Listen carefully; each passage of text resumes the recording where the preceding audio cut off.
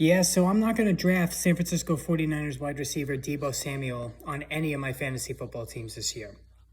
Now, that might seem like a preposterous take for a guy who was an absolute monster a year ago, not only catching the football, but also running it. But there are more than a few key reasons why you should follow my lead and avoid Samuel this season. All right, good morning, everybody. This is Mike Kineski, the Fantasy Sports Boss. Before I go any further, if you don't already subscribe to the channel, make sure you hit the subscribe button and also the notification button, because the videos are going to be coming fast and furious leading up to the season, and then all throughout the season as well. Instant analysis when a major injury hits, trade, transactions, developments, whatever, could possibly shake up the world of fantasy football. I'll be on doing videos along with profiles and the weekly live Fantasy Football Friday. Also, if you have any questions that you want answered, just post it below the video and I will get back to you probably within an hour or two, but certainly the same day. So I like to get back to everybody with any fantasy questions they have, so make sure you post below. All right, so first of all, with Deebo Samuel, in addition to the unbelievable numbers he had last year, he was one of the greatest values at any position in the game last season. I mean, he was a mid-round pick and even a late-round pick in some leagues a year ago, and that was part of the appeal on him and the overall impact on him, I should say, that Samuel provided such unbelievable numbers at such a modest draft spot. Now, the first issue I have with Samuel is the fact that Trey Lance is going to be starting at quarterback. We all know that Lance is an athletic quarterback, very athletic quarterback, in the mold of Lamar Jackson, Jalen Hurts, that he's going to be doing a lot of running. We saw that in the 2 starts that he made a year ago. But we also saw in those 2 starts that Samuel was not as involved offensively as he was with Jimmy Garoppolo. And the reason for that is Lance, and we've seen this all throughout summer, is an aggressive quarterback who likes to throw the ball down the field. Whereas Jimmy G was known for being very conservative. He preferred the short to intermediate range. And it really worked well with Samuel, because even when Jimmy G tossed it behind the line of scrimmage to Samuel or within 5-6 yards on the route, Samuel used his unbelievable athleticism to pick up yards after the catch. He was a yards after the catch dynamo, and that was why he was able to goose his receiving yards so high. He finished with 1,405, which was tremendous on his 77 catches. I mean, that's an unbelievable average of 18.2. All right, I don't have the numbers off the top of my head, so I was just looking. And 6 receiving touchdowns. But Trey Lance favors the downfield attack. And that's why this summer we've heard a lot about Brandon Aiyuk entering his 3rd year and also could be on the verge of stardom himself. We've seen really good things from Aiyuk, especially the second half of last season when he got out of Kyle Shanahan's doghouse. And that leads me into the second issue, is Brandon Aiyuk. All right? Down the stretch of last season, like I just said, it was Aiyuk and not Samuel who was doing the best work in the receiving game.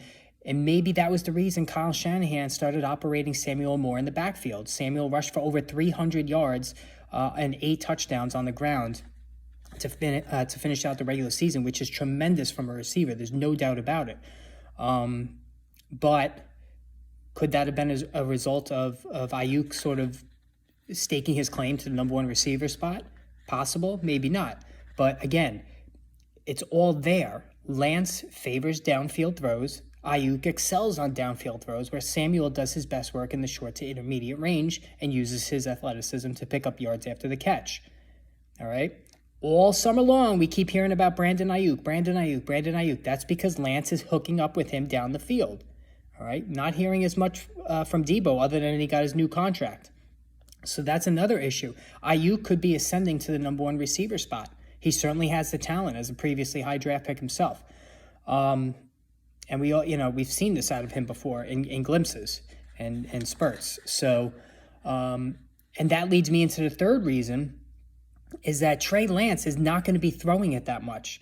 If he throws 20 to 25 passes a game, which is where I think he's going to be, that's not a lot of targets and throws up for grabs. So that will lessen, whereas Jimmy G would be allowed to throw 30 passes a game because he was certainly capable.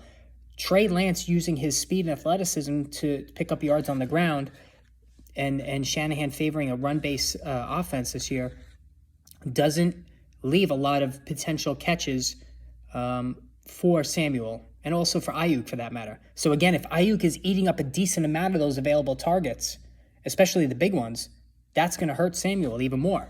So fewer targets, quarterback who likes to go down the field, an emerging fellow receiver, and also Trey Lance, like I mentioned, likes to pick up yards on the ground. So he may not need to hand it off to Samuel much. He might just pick up the touchdowns when they're near the goal line. If they're at the 5-yard line, Lance could easily just run it in himself instead of on a pitch out to Samuel. Okay, so these are all valid issues. And then the fourth reason that I'm avoiding Samuel is that he has an injury history. Now, last year, he played in 16 games, but the year before that, 7, and then the year before that, 15. And back in his college days in South Carolina, he dealt with soft tissue injuries as well. So Samuel is a threat, is one of the more pronounced guys that could get injured. All right, so that's something that we have to be aware of there. And finally, last but not least, is you're buying Samuel at his highest value. As I said previously, he was a mid-round pick before. Now he's going number 15 overall. All right, so that's early in the second round, which is an extremely expensive price. You're buying high on him at his highest value. And with all these question marks that I just talked about, that does not look like a good investment at all by any means. All right, in terms of where he's going in drafts. I'd much prefer to have CeeDee Lamb. I'd much prefer to have Mike Evans. I would much prefer Tyreek Hill. All right, and even T. Higgins. I shouldn't even say it like that. I do like T. Higgins a lot more than Deebo Samuel. So I'm not drafting Deebo Samuel everywhere. I don't think you should either. That's my take on it. I give you all the reasons there. So take it for what you will. All right, again, hit the subscribe button, the notification button, and more videos will be coming later in the day. So until then, we'll talk soon.